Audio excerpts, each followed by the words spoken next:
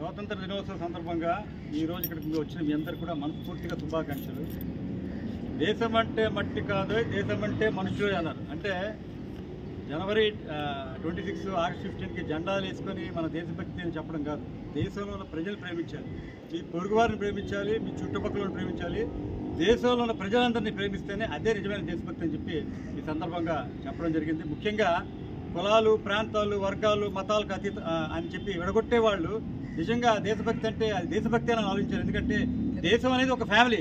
ఈ ఫ్యామిలీలో అందరం కలిసి ఉండి కలిసికట్టుగా మన దేశాభివృద్ధికి పనిచేయాల్సిన అవసరం ఉందని ఈ స్వాతంత్ర దినోత్సవం సందర్భంగా ఎన్నో లక్షల కుటుంబాలు త్యాగాలు చేసి వాళ్ళు ప్రాణాలు కూడా కోల్పోయి మనకి ఫలాలు అందించారు. కాబట్టి రానున్న తరాలకి మనం కూడా వాళ్ళు అందించిన ఈ ఫలాల్ని మరింత అభివృద్ధి చేసి వాళ్ళకి ఒక స్వేచ్ఛాయుతమైన వాతావరణం ఇవ్వాలని మనం అందరూ కూడా కంకణం కట్టుకొని ఈ భావితరాలకి మనం ఒక సందేశంగా ఉండాలని, ఒక రోల్ మోడల్గా ఉండాలంటే మనం అందరూ యూనిటీగా ఉండాలి.